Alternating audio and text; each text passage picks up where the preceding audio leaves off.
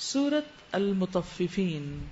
بسم اللہ الرحمن الرحیم۔ ویل للمطففین الذین اذا اکتالوا علی الناس یستوفون واذا کالوہم او وزنوہم یخسرون الا یظن اولئک انہم مبعوثون لیوم عظیم یوم یقوم الناس لرب العالمین۔ تباہی ہے ڈنڈی مارنے والوں کے لیے جن کا حال یہ ہے کہ جب لوگوں سے لیتے ہیں تو پورا پورا لیتے ہیں، یعنی اپنا حق پورا لیتے ہیں، اور جب ان کو ناپ کر یا تول کر دیتے ہیں تو انہیں گھاٹا دیتے ہیں، یعنی لینے کے پیمانے اور دینے کے اور۔ کیا یہ لوگ نہیں سمجھتے کہ یہ ایک بڑے دن اٹھا کر لائے جانے والے ہیں، یعنی قیامت کے دن ان کو اٹھایا جائے گا، اس دن جب کہ سب لوگ رب العالمین کے سامنے کھڑے ہوں گے۔ سب کو اپنے رب کے سامنے کھڑے ہونا ہے، اس دن کی تیاری کیجئے۔ ہم دنیا کے بہت سے دنوں کی تیاری کرتے رہتے ہیں، کبھی شادی کی، کبھی برتھ ڈے کی، کبھی کسی اور کی شادی کی، کبھی امتحان کی، لیکن ایک کے بعد ایک مرحلہ گزرتا چلا جاتا ہے۔ اچھا ہو تب بھی، نہ ہو تب بھی، کوئی اتنا بہت بڑا فرق ہماری زندگی میں نہیں آتا، لیکن آخرت کا دن، جس دن رب العالمین کے سامنے کھڑے ہونا، اس روز انسانوں کا کیا حال ہوگا؟ کانوں تک پسینہ پہنچا ہوا ہوگا۔ آج تو ہم تھوڑا سا پسینہ برداشت نہیں کر سکتے، گھبرا اٹھتے ہیں، لیکن اس دن کیا حال ہوگا؟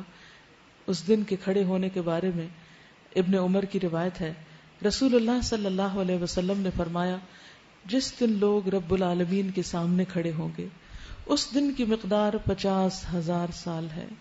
اس وقت لوگ اپنے پسینے میں آدھے کان تک ڈوبے ہوئے ہوں گے، یعنی یہ نہیں کہ کہیں کہیں ڈراپس ہوں گے، پورے ڈوبے ہوئے ہوں گے آدھے کان تک، یعنی سانس لینا دوبر ہوگا، اور دھوپ کی گرمی اور ویسے گرمی اور پھر اوپر سے پسینہ، کیا حالت ہوگی۔ لیکن آج ہم دنیا میں تھوڑی سی تکلیف برداشت کرنے سے گھبرا جاتے ہیں۔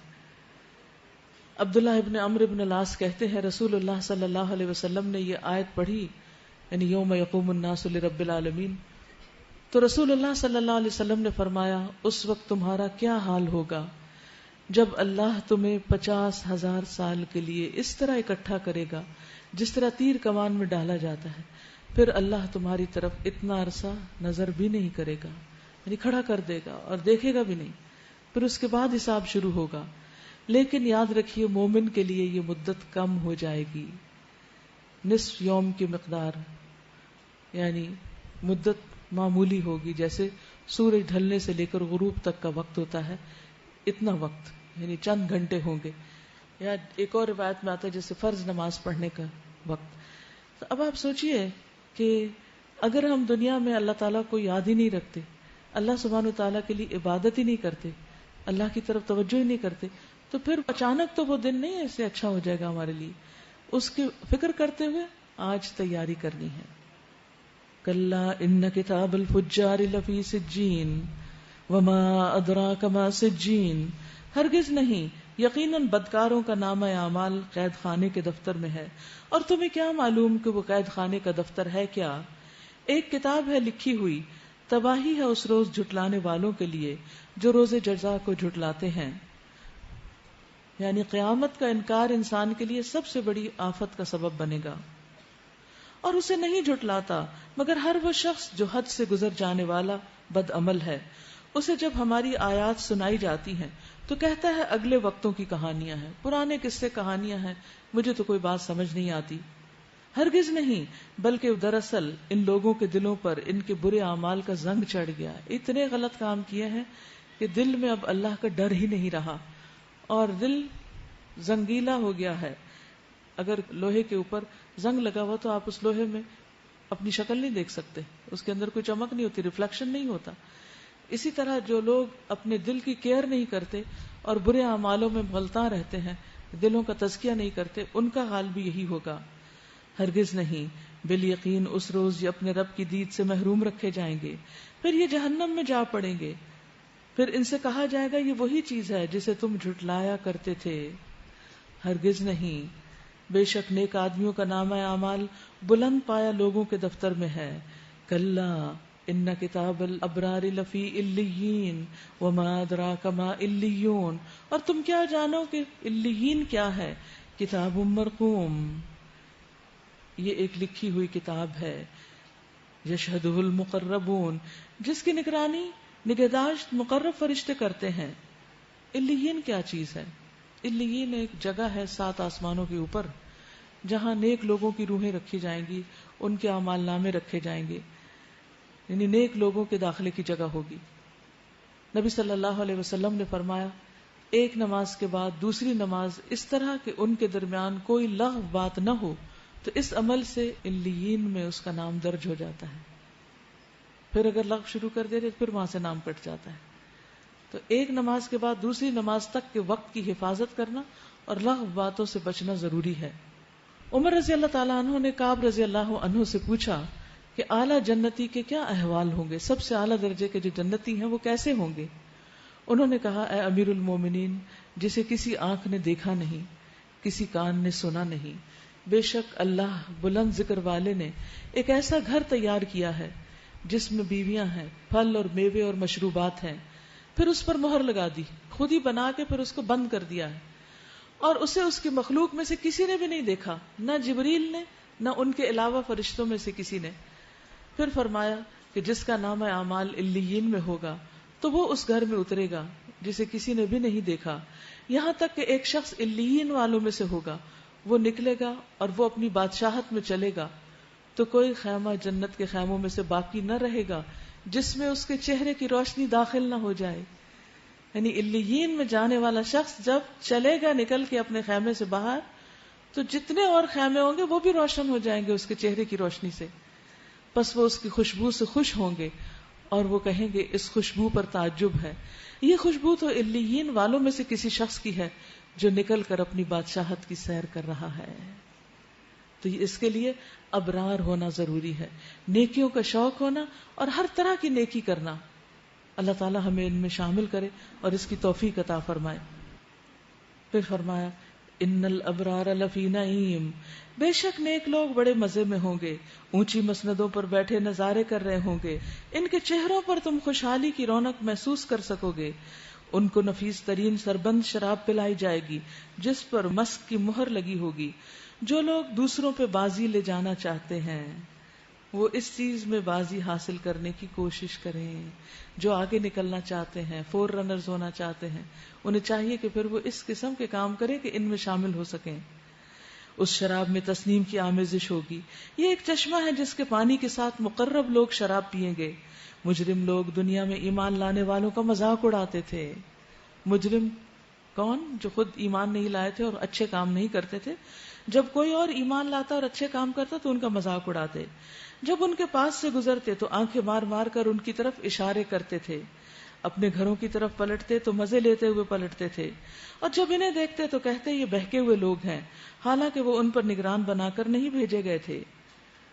فَالْيَوْمَ الَّذِينَ آمَنُوا مِنَ الْكُفَّارِ يَضْحَكُونَ، آج ایمان لانے والے کفار پر ہنس رہے ہیں، مسندوں پر بیٹھے ہوئے ہیں، ان کا حال دیکھ رہے ہیں، مل گیا نا کافروں کو ان حرکتوں کا ثواب جو وہ دنیا میں کیا کرتے تھے۔ تو جو لوگ دنیا میں ایمان والوں کا مذاق اڑاتے ہیں، کل قیامت کے دن ان کا مذاق اڑایا جائے گا، کیونکہ عدل کا بدلہ۔ قاف مکی صورت ہے۔ بسم اللہ الرحمن الرحیم۔ اذا السماء انشقت وأذنت لربها وحقت وإذا الأرض مدت وألقت ما فيها وتخلت وأذنت لربها وحقت۔ جب آسمان پھٹ جائے گا، سوچئے اس دن کیا حال ہوگا، اور اپنے رب کے فرمان کی تعمیل کرے گا، اور اس کے لیے حق یہی ہے کہ اپنے رب کا حکم مانے۔ اور جب زمین پھیلا دی جائے گی اور جو کچھ اس کے اندر ہے اسے باہر پھینک کر خالی ہو جائے گی، ایک ایک کیڑا مکوڑا پرندہ بیج درخت کچھ بھی اندر نہیں، سب باہر نکل آئے گا، اور اپنے رب کے حکم کی تعمیل کرے گی، اور اس کے لیے حق یہی ہے کہ اس کی تعمیل کرے۔ اے انسان تو کشاں کشاں اپنے رب کی طرف چلا جا رہا ہے، ہر روز ہمیں رب کی طرف قریب کر رہا ہے۔ دیکھیے ہر چیز کا ایک اختتام ہوتا ہے۔ ہم نے قرآن مجید شروع کیا، روز ایک ایک پارہ پڑھا، اور جب پہلا پارا تھا تو لگتا تھا معلوم نہیں 30واں کب ہوگا، اور ایک ایک قدم اٹھاتے اٹھاتے آج ہم 30ویں تک آ پہنچے. یہی حال ہماری زندگیوں کا ہے، نمبرڈ ڈیز ہیں، کاؤنٹڈ، جس میں انسان کچھ بڑھا نہیں سکتا، اور ایک ایک دن ختم ہوتا جا رہا ہے، اور ایک وقت آئے گا کہ موت آ جائے گی اور انسان اپنے رب کی طرف رواں ہو جائے گا. تو آپ سوچئے کہ ہر انسان اپنے رب سے ملاقات کی طرف جا رہا ہے، ہمیں محسوس نہیں ہوتا. ہم سمجھتے ہیں زندگی ٹھہری ہوئی ہے، زندگی ٹھہری ہوئی نہیں، رواں دواں ہے، اور بہت جلد ہم سب اپنے رب کے سامنے جا کھڑے ہوں گے. ملاقی، پھر اس سے ملنے والا ہے، یعنی اللہ کی ملاقات ہوگی. پھر جس کا نامہ اعمال اس کے سیدھے ہاتھ میں دیا گیا، اس سے ہلکا حساب لیا جائے گا، یعنی اس کو بھی پوچھا جا سکتا ہے اور دیکھ کر اللہ تعالیٰ اس کو معاف کر دیں گے، اور وہ اپنے لوگوں کی طرف خوش خوش واپس آئے گا. لیکن یہ کون ہوگا؟ جس کا نامہ اعمال دائیں ہاتھ میں ہوگا، جس کی نیکیاں زیادہ ہوں گی اور برائیاں کم ہوں گی، اس کے ساتھ یہ معاملہ ہوگا. اور جس کی برائیاں زیادہ ہوں گی، برے کام، بیڈ ڈیڈز زیادہ ہوں گے اور اچھے کم ہوں گے، اس کا نامہ اعمال دائیں ہاتھ میں نہیں دیا جائے گا. رہا وہ شخص جس کا نامہ اعمال اس کے پیٹھ پیچھے سے دیا جائے گا، تو وہ موت کو پکارے گا اور بھڑکتی ہوئی آگ میں جا پڑے گا. وہ موت پکارے گا، یعنی جس کی برائیاں زیادہ ہوں گی، پھر وہ کہے گا کاش میں مر جاؤں اب، اور مر کے کہاں جانا ہے؟ آگ میں پھینک دیا جائے گا. اگر تھوڑی سی گرمی برداشت نہیں ہوتی تو آگ کیسے برداشت ہوگی؟ وہ اپنے گھر والوں میں مگن تھا، یہ تھا اس کا قصور، یعنی وہ اپنے دل پسند چیزوں میں، جس میں وہ انجوائے کرتا تھا، اس کی لائف صرف انٹرٹینمنٹ کے ارد گرد گھومتی تھی، یعنی جو اس کی پسند کی چیزیں تھی. کیونکہ گھر والے ایسی چیز ہوتے ہیں کہ جن کے اندر انسان خوش رہتا ہے اور ان کے ساتھ انجوائے کرتا ہے، یا جس سے بھی انسان محبت کرتا ہے اس کا دل چاہتا ہے کہ اسی کے ساتھ رہے. تو جو اپنے گھر والوں کے اندر ہی مگن رہا اور اللہ کا حق بھی بھول گیا.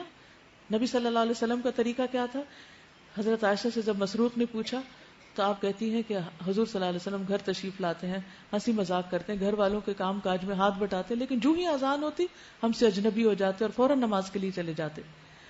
لیکن کچھ لوگ اذان بھی ہو جائے، جماعت بھی ہو جائے، سب کچھ ہو جائے، لوگ نمازیں پڑھ کے بھی واپس آ جائیں، وہ وہیں بیٹھے گپ شپ لگاتے رہتے ہیں، وہ نماز نہیں پڑھتے. یہ ان لوگوں کا حال بتایا جا رہا ہے. وہ اپنے گھر والوں میں مگن تھا، اس نے سمجھا تھا کہ اسے کبھی پلٹنا نہیں. اب دیکھیے، نیک شخص گھر والوں میں ڈر کے زندگی بسر کر رہا ہے، اور برا شخص صرف گھر والوں میں ہی انجوائے کر رہا ہے اور اللہ کی نافرمانیوں کے کام کر رہا ہے. اس نے سمجھا تھا کہ اسے کبھی واپس نہیں آنا، زندگی بس دنیا ہی کی زندگی ہے. پلٹنا کیسے نہ تھا؟ اس کا رب اس کے کرتوت دیکھ رہا تھا. بس نہیں، میں قسم کھاتا ہوں شفق کی اور رات کی اور جو کچھ وہ سمیٹ لیتی ہے، اور چاند کی جبکہ وہ ماہ کامل ہو جاتا ہے. تم سب کو ضرور درجہ بدرجہ ایک حالت سے دوسری حالت کی طرف گزرتے چلے جانا ہے، یعنی سٹیپ بائی سٹیپ آخرت کی طرف بڑھتے جانا ہے. پھر ان لوگوں کو کیا ہو گیا ہے کہ یہ ایمان نہیں لاتے، اور جب قرآن ان کے سامنے پڑھا جاتا ہے تو سجدہ نہیں کرتے، بلکہ یہ منکرین تو الٹا جھٹلاتے ہیں.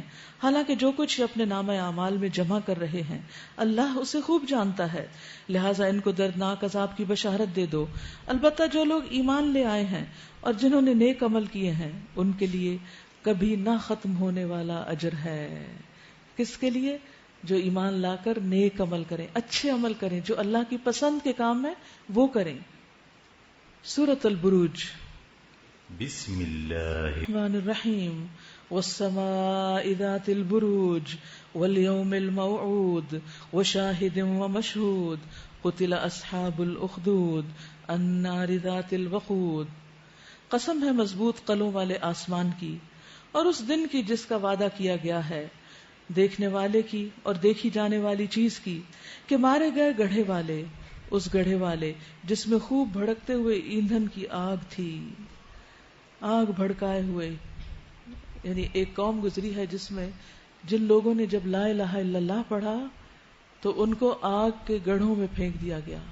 جیسے ابراہیم علیہ السلام کے لیے آگ کا گڑھا کھودا گیا اور اس میں ان کو پھینکا گیا تو اللہ سبحانہ وتعالیٰ کے حکم سے ان کے لیے آگ گلو گلزار بن گئی. ان لوگوں نے جب لا الہ الا اللہ کہا اور اپنی حکومت وقت کے خلاف جا کر ایک اللہ کی توحید کا اقرار کیا تو ان سب کی سزا کے طور پر ان کے لیے بڑے پیمانے پر ڈچز کھدوائی گئی اور ان کو آگ سے بھر دیا گیا، اور پھر کناروں پر لا کر ان کو دھکے دیے گئے اور ان سب لوگوں کو آگ میں ڈال دیا گیا۔ ایک عورت کے بارے میں آتا ہے حدیث میں کہ وہ ایک چھوٹے دودھ پلاتے بچے کو گودی میں لیے ہوئے تھی اور اندر جانے سے ڈر رہی تھی کہ میرا بچہ آگ میں جائے گا، تو اس پر بچہ بول اٹھا۔ حدیث میں آتا ہے کہ 3 بچے بولے تھے، دودھ پیتے بچے، ان میں سے ایک بچہ یہ تھا جو بول اٹھا کہ ماں تم ڈرو نہیں، تم کود پڑو اللہ کے حکم سے۔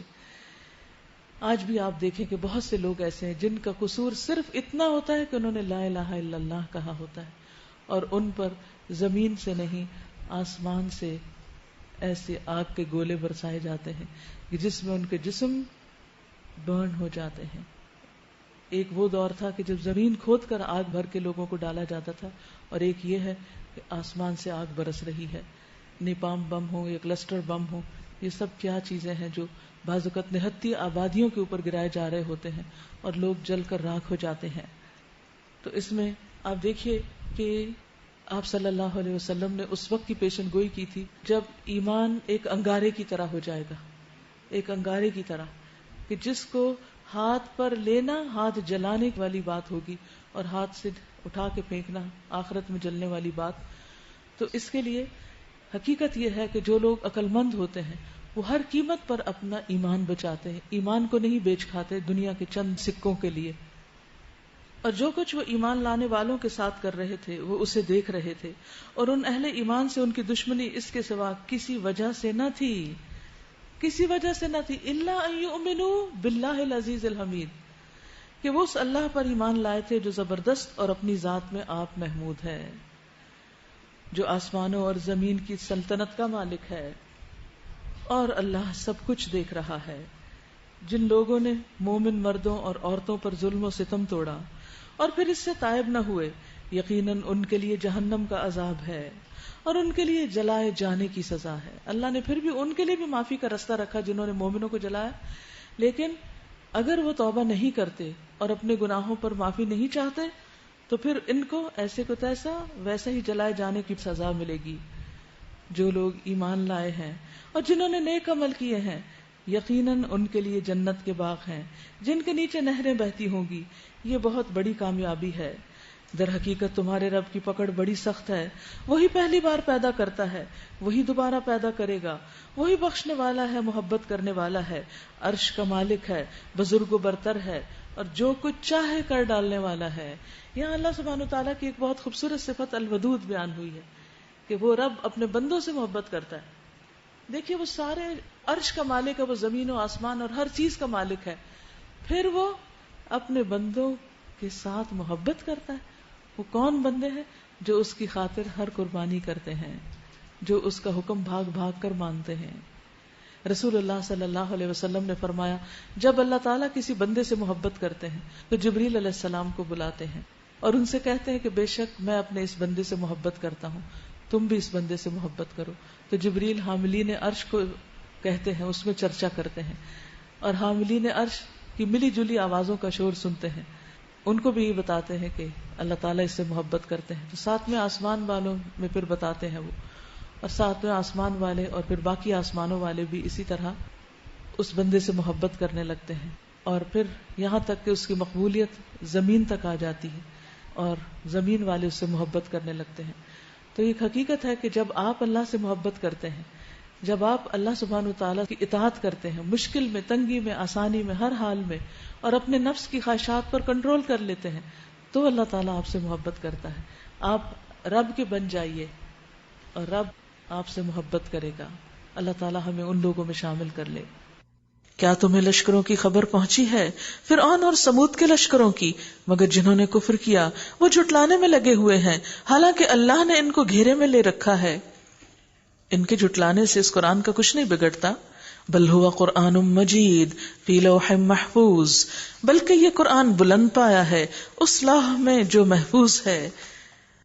سورۃ الطارق۔ بسم اللہ الرحمن الرحیم۔ والسماء والطارق وما ادراک ما الطارق النجم الثاقب۔ قسم ہے آسمان کی اور رات کو نمودار ہونے والے کی، اور تم کیا جانو کہ وہ رات کو نمودار ہونے والا کیا ہے؟ چمکتا ہوا تارا، کوئی جان ایسی نہیں جس کے اوپر کوئی نگہبان نہ ہو۔ پھر ذرا انسان یہی دیکھ لے کہ وہ کس چیز سے پیدا کیا گیا، یعنی انسان اپنی ذات میں غور و فکر کرے، کیا کچھ ہے جسم کے اندر، ذرا بتائیے، سوچئے، کبھی سوچا ہم نے؟ اتنی ان گنت چیزیں ہیں کہ جنہیں ہم نے صرف گنا بھی نہیں. ہمیں اپنے باڈی پارٹس کے اندر کی ہر چیز کے نام بھی نہیں آتے. آپ نے دیکھا ہوگا سال ہر سال لگا کر لوگ ڈاکٹر بنتے ہیں، اناٹمی پڑھتے ہیں اور بڑی بڑی ٹرمز یاد کرتے ہیں اور جسم کو سمجھنے کی کوشش کرتے ہیں، اور اس میں بھی ابھی تک یہ کہا جاتا ہے کہ صرف ایک سیل کو بھی پوری طرح انسان ڈسکور نہیں کر سکا.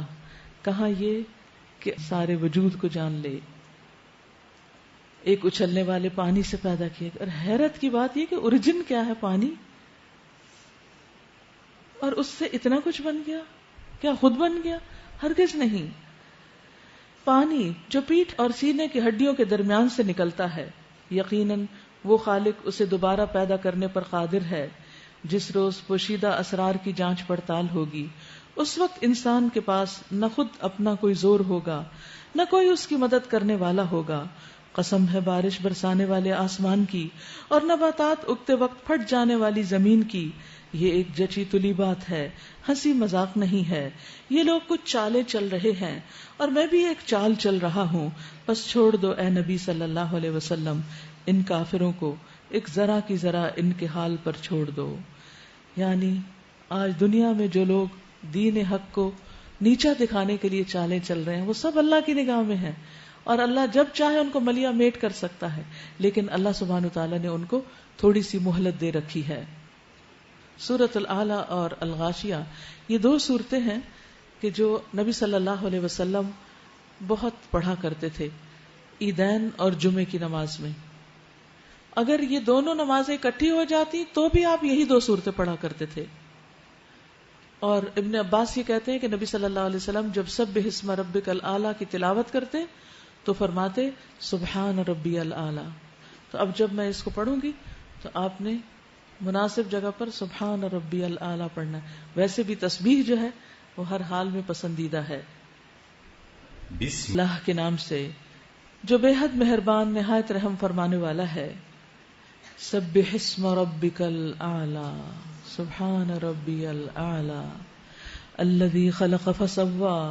اے نبی صلی اللہ علیہ وسلم اپنے رب برتر کے نام کی تسبیح کیجئے. براہ راست حکم دے دیا گیا. اب تو جس نے پیدا کیا اور تناسب قائم کیا، یعنی نہایت معتدل بنایا انسان کو. یہ نہیں کہ ایک کان وہ لمبا جو پاؤں تک جائے اور دوسرا کان جو نظر بھی نہ آئے، ایسا نہیں کیا. ایک آنکھ پھولی ہوئی باہر نکلی ہوئی اور ایک اندر بند ہو، ایسا نہیں کیا. ہر چیز کو پرفیکٹلی بیلنسڈ بنایا.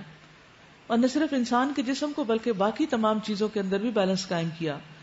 جس نے تقدیر بنائی پھر راہ دکھائی، جس نے نباتات اگائیں پھر ان کو سیاہ کوڑا کرکٹ بنا دیا. ہم تمہیں پڑھوا دیں گے پھر تم نہیں بھولو گے، سوائے اس کے جو اللہ چاہے. تو اللہ تو کچھ بھی کر سکتا ہے کیونکہ وہ اللہ ہے. وہ ظاہر کو بھی جانتا ہے اور جو کچھ پوشیدہ ہے اس کو بھی جانتا ہے. اور ہم تمہیں آسان طریقے کی سہولت دیتے ہیں، لہٰذا تم نصیحت کرو اگر نصیحت نفع مند ہو. کیونکہ نصیحت سب کو فائدہ نہیں دیتی. کچھ لوگ قرآن کی مجلس میں آ کر بھی ادھر ادھر کھیل کود کرتے رہتے ہیں اور ان کی توجہ اللہ کی طرف نہیں ہوتی. وہ اللہ کو کیا جواب دیں گے، کیا حساب دیں گے؟ سنقرئک فلا تنسا الا ما شاء اللہ انہ یعلم الجہر وما یخفی. سب کے سامنے کوئی کام کرتے ہو، چھپ کے کرتے ہو، اس کو سب پتہ چل جاتا ہے. اور ہم تمہیں آسان طریقے کی سہولت دیتے ہیں. یعنی قرآن پڑھ کر زندگی کی حقیقت جان کر کیا ملتا ہے، اس کو آسانیاں ملتی ہیں. لوگ سمجھتے ہیں کہ قرآن پڑھ کر دین کی طرف آ کے زندگی مشکل ہو جاتی. ہرگز نہیں. قرآن اور دین زندگی آسان کر دیتا ہے. لہٰذا تم نصیحت کرو اگر نصیحت فائدہ دیتی ہے. جو شخص ڈرتا ہے کس سے؟ اللہ سے، وہ نصیحت قبول کر لے گا. یعنی خشیت کی علامت کیا ہے؟ آج کا ہمارا کیا تھیم ہے؟ اللہ کا ڈر.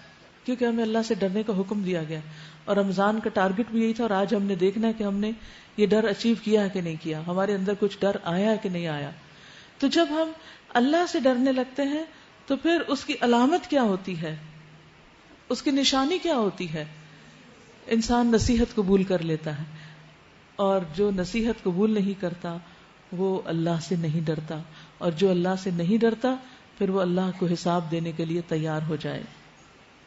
اور اس سے گریز کرے گا وہ انتہائی بدبخت جو بڑی آگ میں جائے گا، پھر نہ اس میں مرے گا نہ جیے گا. قد افلح من تزکا. ہر انسان سے غلطیاں ہوتی ہیں، ہر انسان میں خرابیاں ہوتی ہیں، لیکن اللہ تعالیٰ نے انسان کے لیے صاف ہونے کے راستے رکھے ہیں، اور یہ ہمارا دین ہی ہمیں بتاتا ہے.